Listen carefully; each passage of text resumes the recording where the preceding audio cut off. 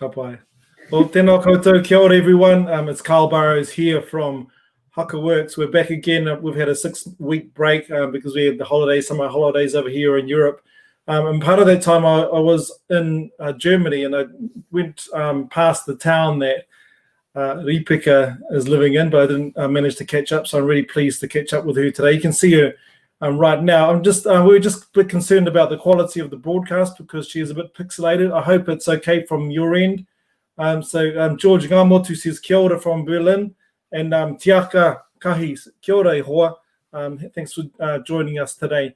If anybody else wants to mihi to us, just say who you are, just say where you're from and where you're listening from. It's always a pleasure for us to acknowledge you. And also, if you have any questions through this kōrero, you're most welcome to put them in the text, in the chat, and then we'll get Ripeka or myself to answer them. So before we head over to Ripeka, I just want to introduce the program again. It's Haka in the Matrix. Why do we call it Haka in the Matrix? Because Haka is what we do, is what we love, but really it's representative of our culture, really the taonga that has been passed down to us from our ancestors. And the Matrix is, of course, is this movie where Neo makes his way through various worlds, and in doing so, he comes to appreciate his purpose in life. We're lucky as Maori as we make our way through these worlds ourselves, that we are equipped with these taonga that have been given to us from our ancestors, and to help us navigate through the different worlds, whether they're spiritual, cultural, physical, geographical. So we're lucky to have that, and we're also, I think, for us at least, it's a pleasure for us to be able to share those with others, knowing that there are limits in doing so. So I'm going to do a quick mihi and a karakia, and then I'm going to head over to Ripeka. And just before I do, just acknowledge mihirangi, kia ora rā, mihirangi, mai tō maunga. It's really early in New Zealand, there's ka pai. Okay, so tēnā koutou, tēnā no oki tātou ko huhui mai nei tēnei rā, kei te wakarongo mai ki a hau, he uri no Taranaki e mihi kawana, e uri no Ngāti Maru te Atiawa, Ngāti Ruanei, me te awa wanganui anō hoki. Miki, no te ao Pākehā, no tēnei, no taku pāpā. Kei te mihi atu ki ao koutou, e wakarongo mai, kia māua ko Ripeka, I tēnei wā, ka huri ki a koe Ripeka, nā nau mai hara mai. Tēnā anō hoki me ngā mate o te wā, ngā mate o te kāinga, haere, rātou ki a rātou, tātou ki a tātou. Kia ora. So our karakia, just to help us get in the right frame of mind and get us on our way. Wakataka te au ki tūri, wakataka te au ki te tonga kia mā, kina ki uta kia mā, taratara ki tai. E hi aki ana te atakura, he tio, he huka, he hauhu, ti hei, mauri ora. Ripeka, kia ora. Kia ora. So you're just looking a bit blurry there, which is a bit unfortunate, but hopefully everybody else can see you a bit more clearly than I can. But you're in Germany at the moment, so how are things over there? I know you had a late night last night. Yeah, I had a late night. The house across the road was set on fire, and I had lots of fire engine action since 2:30 last night. Okay.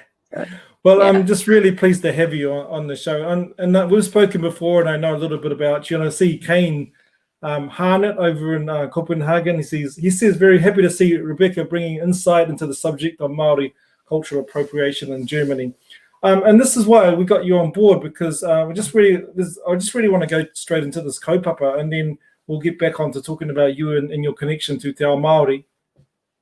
But if you have been looking at these issues in terms of haka and cultural appropriation, there was an example in the last couple of days of a German right-wing group performing haka. And it upset a lot of people. And one of them was Ripeka. She had quite a few words to say about what she thought, and she got quoted in the paper.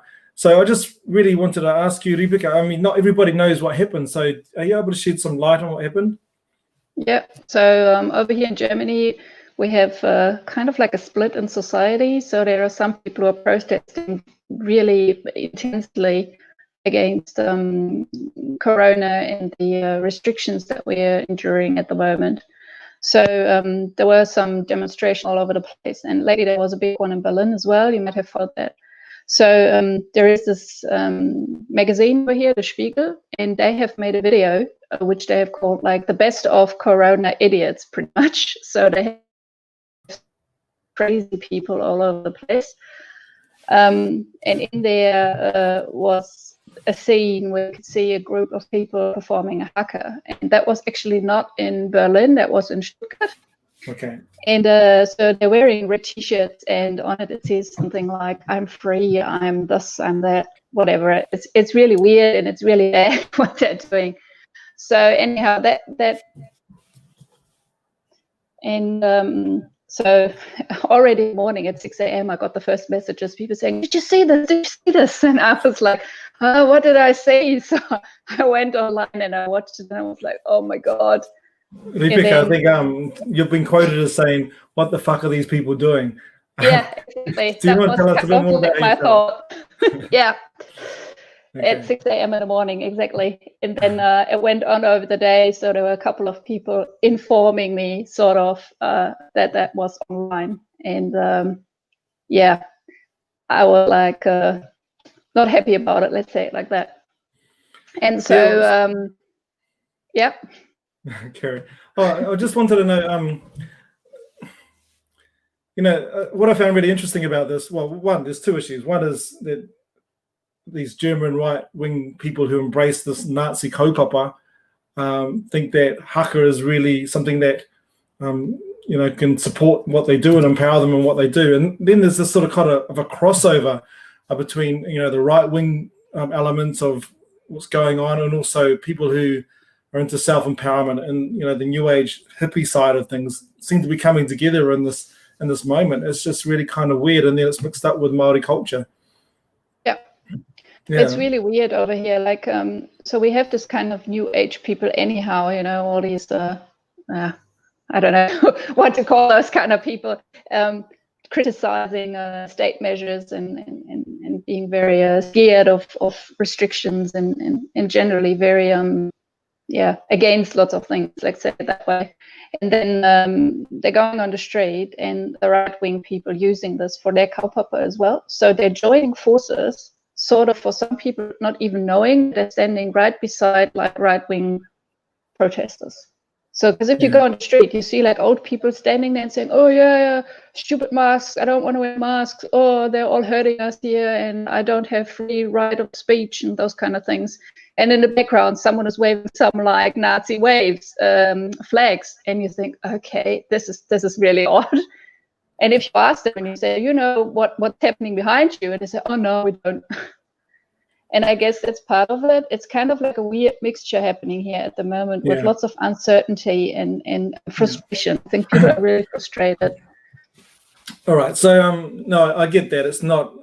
These are unusual times, and with COVID and then the restrictions that the government is placing on people and their movement. I think, especially here in Europe, there's the history of that happening is goes deep, and it frightens generations. So when people start restricting, and it's the same in the US, isn't it? That's why they fled Europe to go to the US for freedom.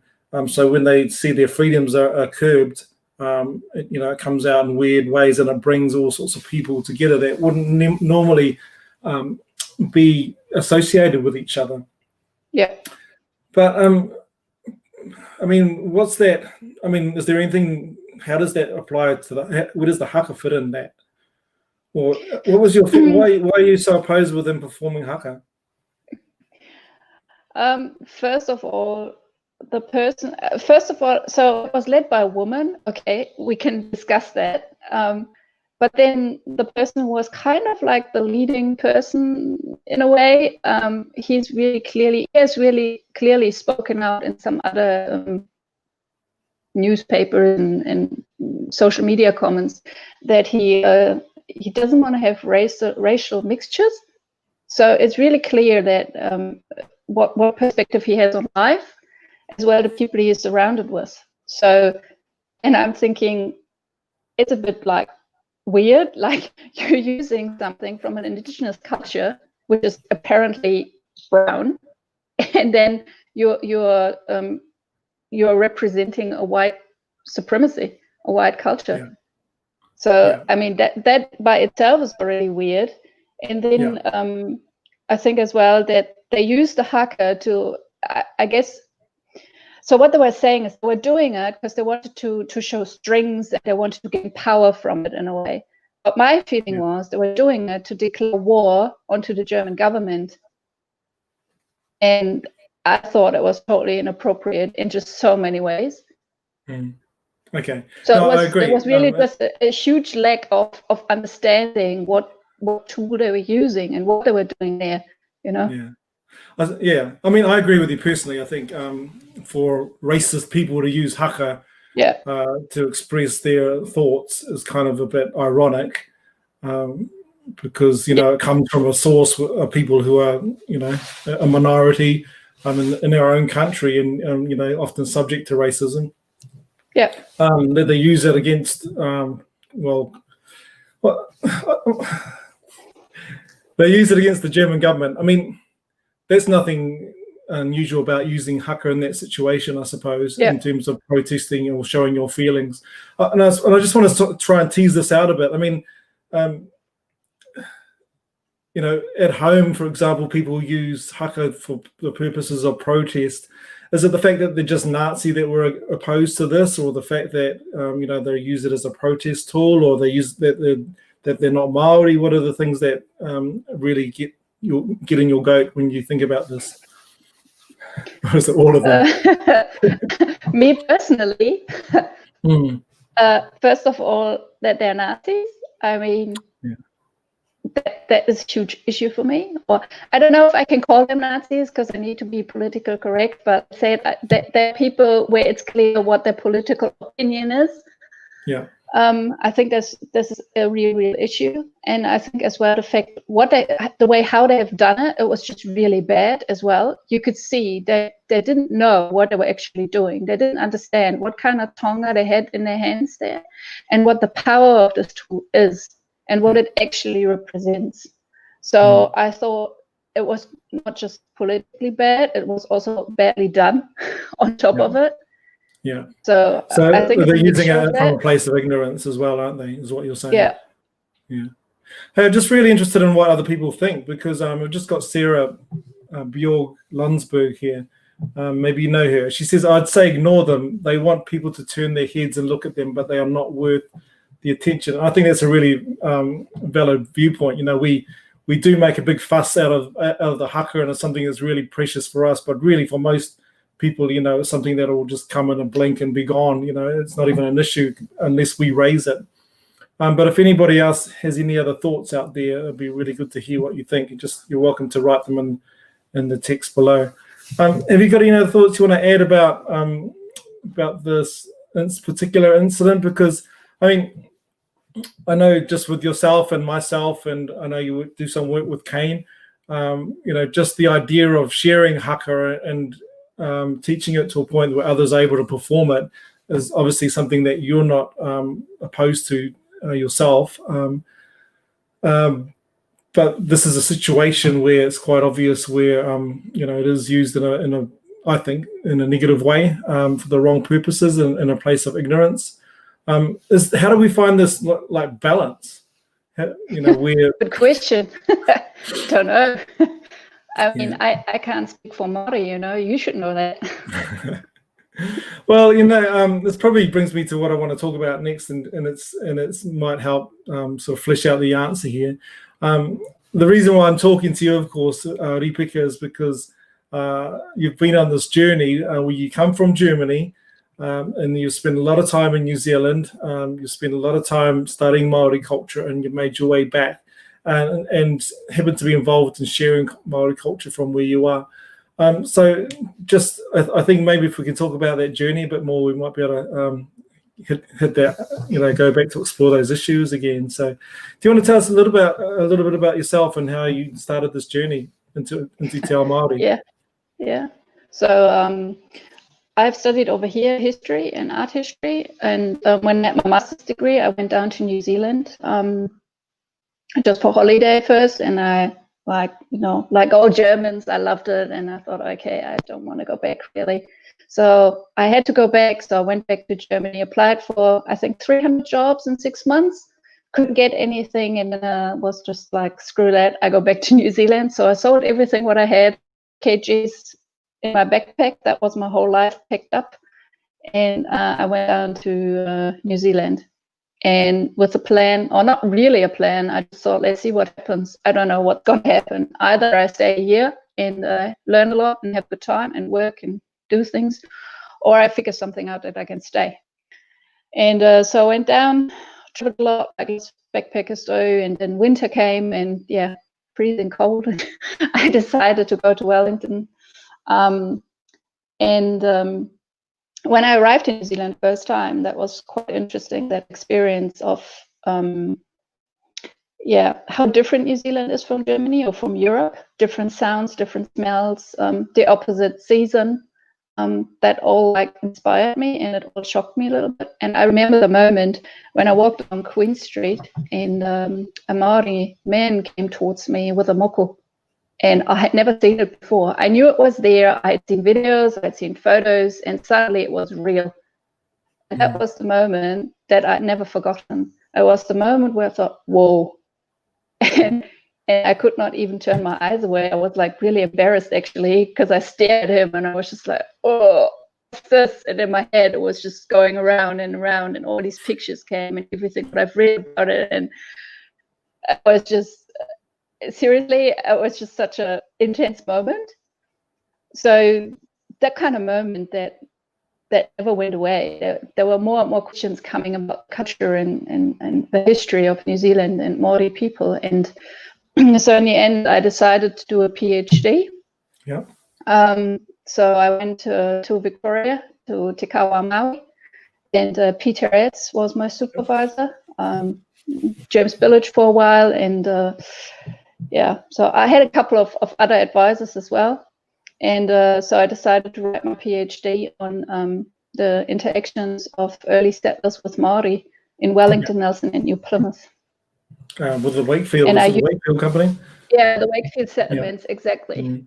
Yeah. And I used just early settler diaries and journals to figure out what their personal experiences were with Maori. And I was coming a little bit from my moment where I thought, okay, those people, they did not even know that Maori were living there. They had just no idea. They thought they were going to a tropical island, and then suddenly they were standing really faced with that kind of culture that it was so foreign to them, how they reacted to it, how they engaged. And that was really eye-opening and quite interesting. So that was what I did, and that was a long journey. So you were with Peter Etz from Te Atiawa and James Bellich, of course, the famous historian. I mean, when we mentioned this, we spoke about this, you started getting involved. I mean, I think you weren't just involved at an academic level. There was quite an involvement with the Maori Studies Department as well. Yeah, is that right? Yeah. Tell me about that. I guess it's part of it. It's part of it. I came there and I had zero idea. I pretty much ended up there because I couldn't find a suitable supervisor at the history department. That was how I started. Wow. And I had no idea what I was getting into. And it turned into a like totally cultural journey, and it transformed my life. I mean, I can't tell you how many hundreds of dishes I have tried on the marae.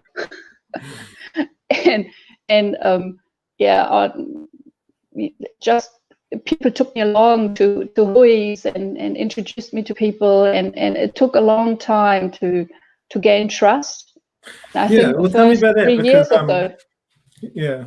Because it's something, I mean, even for our own, going back to the marae is not easy. You know, we have to face up to our own who, have lived there, and we might be from the city, and it's really difficult, and there's a lot of distrust, or mistrust. So it must have been even more difficult for you, someone that's from another country, completely altogether, and with very little connection to Te Ao Maori, and people would have been wondering why. I'd be wondering, what's she here for? What does she want? Yeah, that was exactly it. At least in the beginning. Yeah. I mean, there are people who still think that way, that I had no right to be there and that I shouldn't be there. I mean, I have experienced things. I entered the room and suddenly everyone switched into Toreo because then they knew I couldn't understand that well. Yeah. I guess that's as well part of the journey, experiencing how it feels to be on the other side, on the weaker side. Yeah. And yeah. Yeah, I mean, you obviously got through it, so how did you manage? Yeah, I got through it, but I was several times on breaking point. Seriously, it was really hard because it's not that easy. And I mean, I had really good advisors at my side, and I had lots of people who helped me and guided me. But being away from your own family that far for like so many years was very, very difficult. And they didn't understand anyhow what I was talking about because it was so foreign for them. Yeah. So I think it was all just little steps and meeting the right people who trusted you or who felt connected to you and making those connections. And I mean, all that takes time. Yeah. I took in the end, because I studied part-time, 6 years roughly, because I was working all the time as well. And as well, an interesting thing, I didn't got a scholarship, even that everyone was convinced I would get one, but I didn't. And I'm convinced that was pure to politics. Yeah. So I think it was a long time to gain trust. Yeah. Okay. Well, I mean, aroha tu ki a koe, and sort of, I feel aroha for you, and because I know it's difficult, and but I suppose at the end of the day, it's I mean, you've been embraced by at least some people in Te Ao Maori, and you've been given a lot of knowledge and entrusted with that knowledge. I suppose similar to how we have, and I suppose that they've done that for you because they trust you as someone that's able to look after those taonga and share them in the right way with integrity. So just kei te mihi atu ki a koe. So there's some other people doing some mihis to you as well. So we've got Jutsa Cox from Germany. Where's he from? Essen. Yeah. Saying hello. Mom. Okay. From Carl Tate, mihi ki a kaurua from Germany. Be interesting to know where you are, Carl, in Germany. It's a massive country, I know. Greetings from Stuttgart, from Bernard. And my whanaunga from Taranaki, kura, rātapu, tēnā koe kura. Paichi says, morena whanaunga, pai te kaupapa. Carl's written something really long, which I'm going to have a look at in a minute. He's put his thoughts out there for you. But so, you've got this insight into Maori culture. And I mean, for you to get to the point where you are, you must have had a lot of perseverance, and two, there must have been something in it and for you in terms of some of these things are quite, you believe in them. I mean, you're not just doing it for the hell of it to get a degree, I presume. Just are you able to share some of the things that that you think are important about Maori culture? And I'm thinking about it in the context where, hey, there's these things that are from us, from our ancestors, but actually they have relevance for the world. I'm sort of, keen to explore those things. Just any thoughts on that? Oh, there's so much.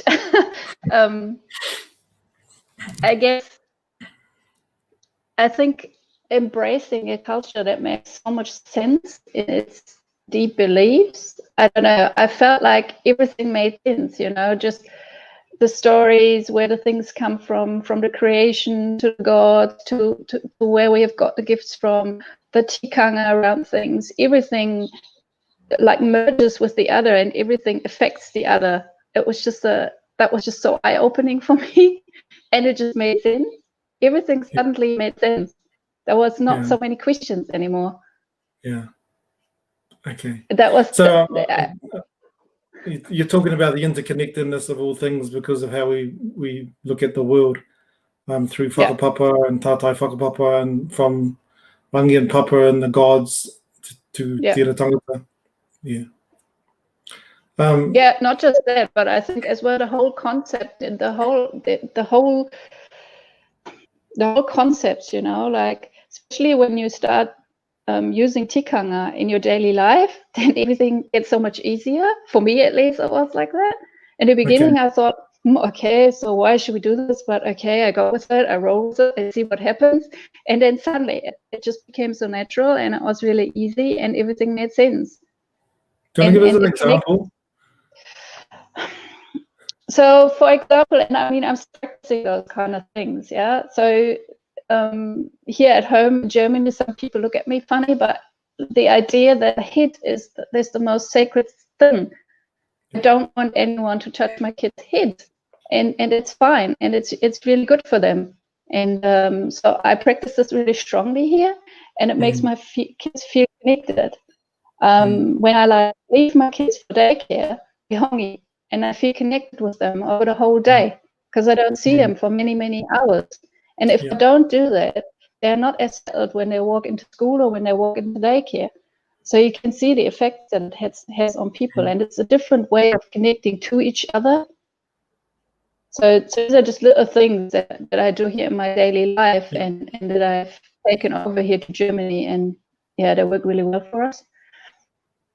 So just simple, like, I mean, they're rituals, aren't they? And sometimes you wonder why you do them. You just get told to do them, and with no real specific understanding. But at the same time, most rituals are like that. You know, we get brought up with the rituals right from childhood, and we just do them, and you don't really question why. And then when you do realize why, as you become older as an adult, that's when it becomes, you see the wisdom of the ancestral knowledge. Even just not touching heads, or for heads to be tapu, I mean, right now it makes real sense, doesn't it? Around the time of COVID, where you need to maintain that distance and sanctity around the head to protect yourself. So definitely. Just a couple of people saying, it's your mum again saying hello. And Ben Griffiths says, kia ora from Frankfurt. And kia ora. Jordan, Tahana. I'm sure my wife knows Jordan. It's a good friend Jordan. of my wife. Yeah. I was mentoring Jordan in Te Poteatawhai at Vic. Hi. Wow. She's in Germany, yeah? I think she's in Germany somewhere. Yeah. Carl Tates, it must be an Eckernford. Carl, I'm going to come back to your point at the end, I think, because it's probably one that we want to round up with, but he left a good point there.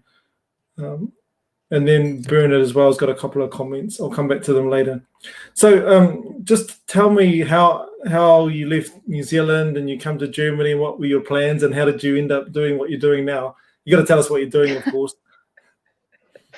Oh man, I don't know. Life happens in between the things you plan. I had I felt happy. I was pregnant with my daughter. And I felt I couldn't manage really so far away from my whānau here, and because my son was really, really challenging due to several reasons. And so we decided to go back to Germany, and it was initially planned to just go for a year or two till the kids are a bit easier and I'm more settled and everything keeps rolling. So we just sold everything and we came over here. And then along the way, my husband decided to leave us. So then was sitting here with two little kids and no husband and nothing. And no way of ever having some sort of career or working at university. That was really, really challenging. And I came to a point where I was just, I mean, I was seriously really close to doing something stupid. I was so upset. I felt my whole life was in ruins being back in Germany. And then somehow Kane Harnett fell into my life over Facebook. And we chatted a lot and we talked a lot. And that reminded me that my part of New Zealand is not gone just because my Kiwi husband is gone. So yeah. Well, yeah, we for those of you who don't know, Kane Harnett, hopefully is listening right here tonight. He's got Haka Works, and we spoke with Kane a few probably months ago now, about his sharing of Maori culture and what he's done from his base there in Copenhagen and in Germany, but he works throughout Europe and the world. Just tell us a little bit more about, well, I suppose from your experience, in most, well, not some of your clients are academic as well as corporate, aren't they? But from your experience, what is it that people are wanting to understand about life and they turn to Maori culture for?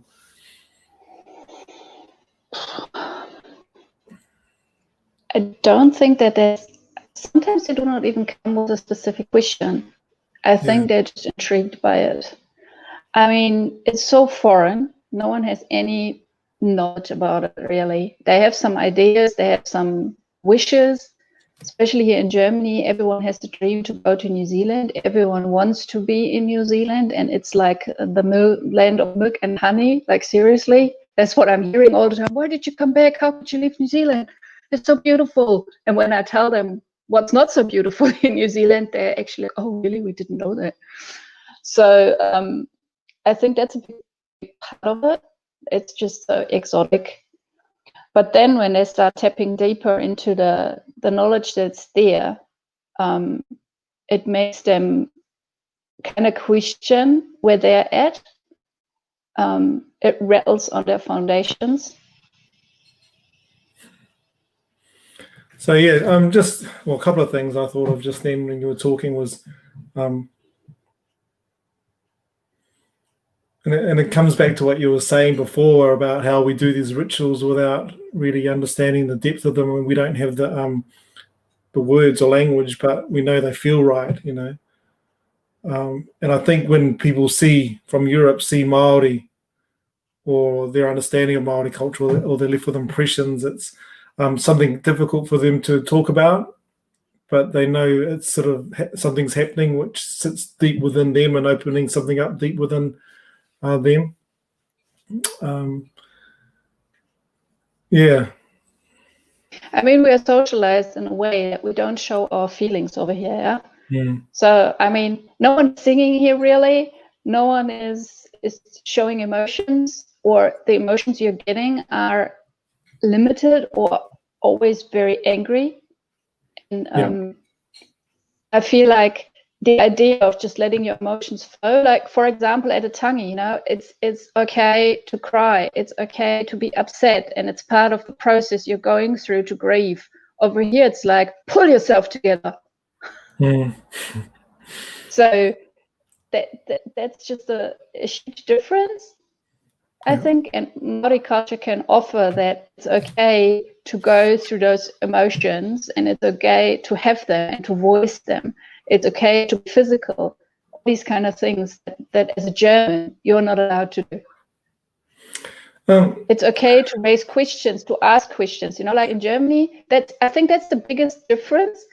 In Germany, there's one way of doing things. It's the German way. You have to go that way, and you have to do things in that way. And everything else is kind of impossible. That's at least what you always hear. You can't do it that way. That's what people tell you all the time when you're young. Yeah. But in New Zealand, it's kind of like, oh, you think you can do that? Oh, just try it. Let's see how it goes. And I think that's something that as well in Maori culture, people have a chance to try themselves and prove themselves. You know, the idea of find the best for the job. It doesn't matter if it's a man or a woman. It doesn't matter if it's old or young. If you're good for the job, you can do it. And I think that's a huge difference to German culture.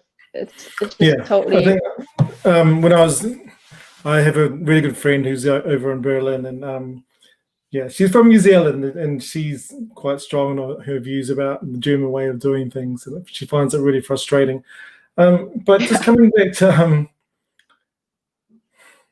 just looking at Maori culture, and I'm just trying to think how it's different.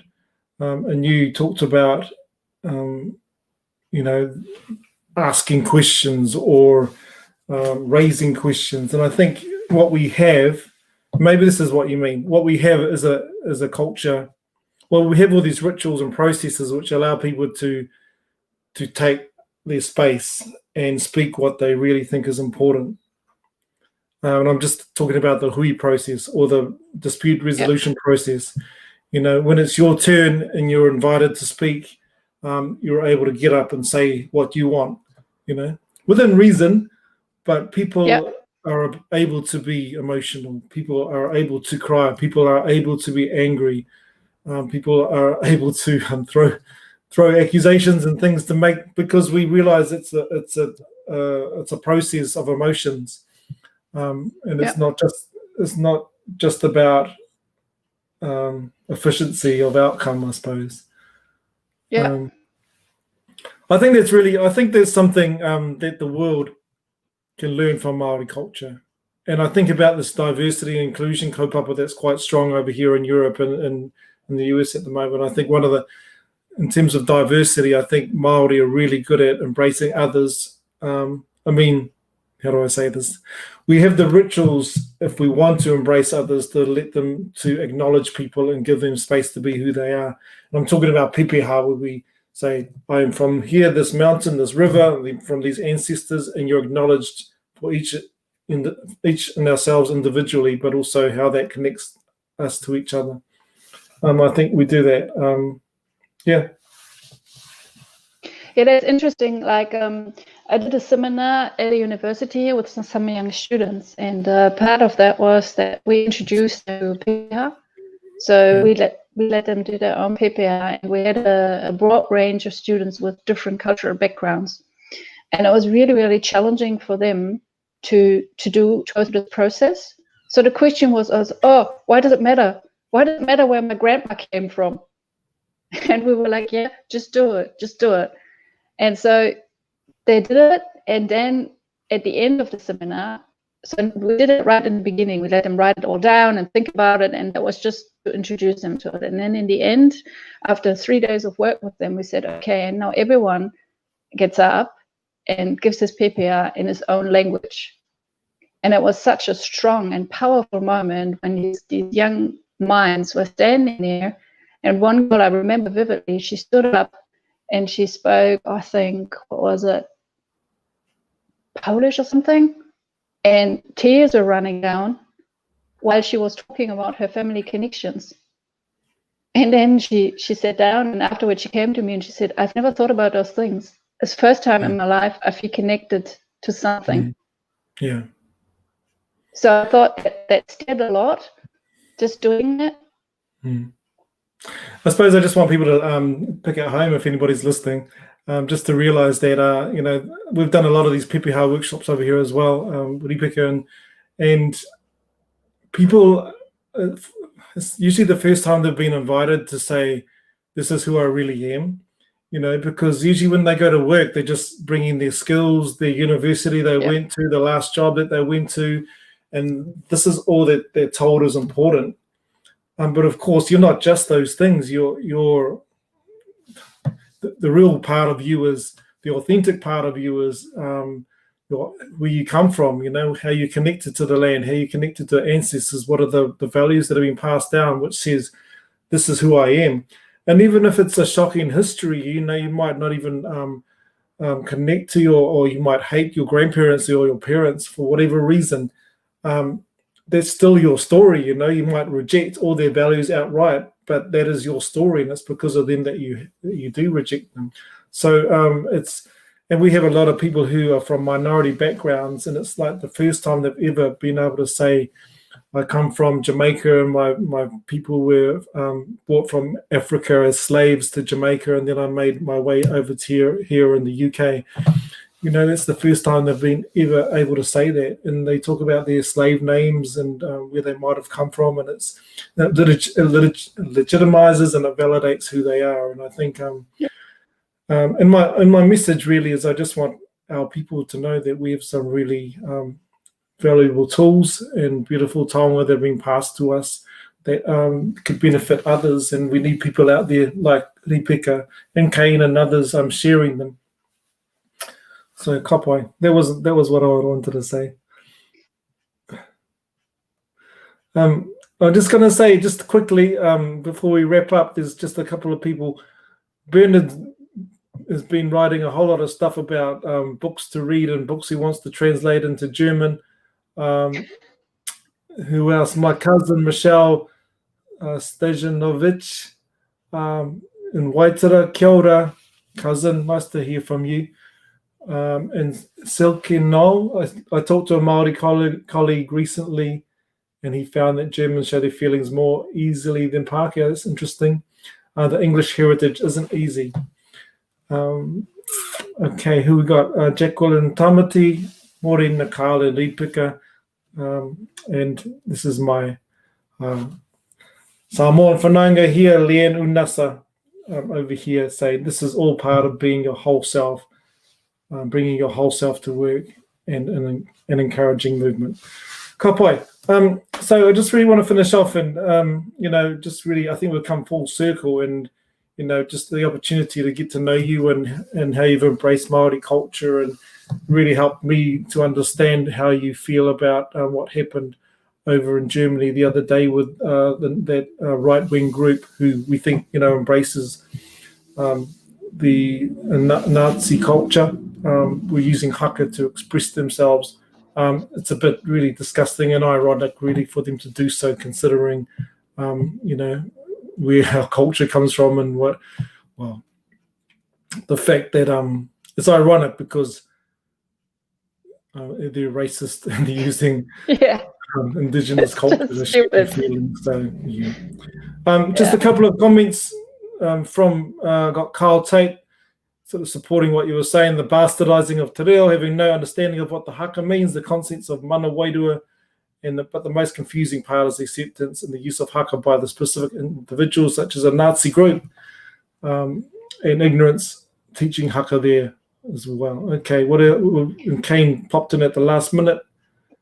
Tino pai ana te kōrero, where the New Zealand media and Māori effectively failed with shutting down German culture vultures and their misappropriation of our culture. Ripeka provides a strong voice in their own language that challenges them to their face. In years to come, I believe we will look back and people championing our culture from their own land and taking these people on with gratitude. So kei te pai kōrero. So that was Kane's mihi to you. Yeah, maybe I want to add something to that, Carl, because that's quite interesting to that. So after that all went viral and it went in the internet everywhere, I have been contacted by several people via email, Germans, who actually were scared of I'm doing some haka here and I taught it myself on YouTube and can I do this and, those kind of things. Yeah. And I was also contacted by a group of active role play people, those guys who dress up as whatever, Lord of the Rings or something. And they asked me about haka and if it's okay to do that in their games. So I sat down and wrote them a very long email. And as a result of that, there's they had in their group themselves a huge discussion and suddenly started reflecting back on how they have misappropriated culture without even doing it intentionally, just by not thinking about it. Yeah. And suddenly they had a huge discussion about what is okay to do, what's not okay. So it triggered a lot of responses. And there's one large group in Munich, and they have actually always done a haka for every big game once a year that they've done. And now they will not do that anymore and actually have said they want to apologize to Maori people for having misappropriated haka here in Germany. So I thought that was a huge success by just going into that discussion and explaining people what they're actually doing there and what they should not do. Yeah, and also having it, speak someone from their own culture, explaining it to them and in their own language makes a real difference. So, hey, Ripeka, I just want to say thank you for coming on and really pleased to have you and be able to connect with you tonight. And kei te mihi atu ki a hoi, mo tō mahi, just helping us protect our culture with what you do. Always. Really appreciate it. Ka pai. So just to finish off, I probably won't be on next week. If you know of anybody, I'm really keen to start focusing towards Maori leadership. And what I mean by Maori leadership is, how do we embrace our own cultural values and purpose within our own organizations as Maori, and how can we share those with others? Because we've talked a lot about cultural appropriation over the last few months, and but it's slowly starting to turn towards Maori leadership. And I know there's a lot of Maori leaders out there within different Maori organisations who are doing some amazing things of bringing Maori cultural values into their organisations, because post the settlement, the treaty settlements, we were really conservative. We focused on the bottom line and making sure we made profit, and we don't want to be criticised in the media. But going forward, I think we're starting to get the courage to say, actually, they're not our values. It's not all about profit. It's about these other things that are important to us: the environment and our people, and our history, and where we want to take our iwi going forward. So, how do we run our organisations with those things in mind? So I'm really keen to talk to Maori leaders, or anyone really who's interested and knowledgeable in that kaupapa. So we're talking to Rachel Tolele in a couple of weeks. I'm having a baby, not me, but my wife is having a baby next week, so I probably won't be back next week. But other than that, tēnā koutou, kei te miha te ki a koutou, e whakarongo mai, ki a koe Ripeka no oki, a tēnā koutou, kia ora mai tātou.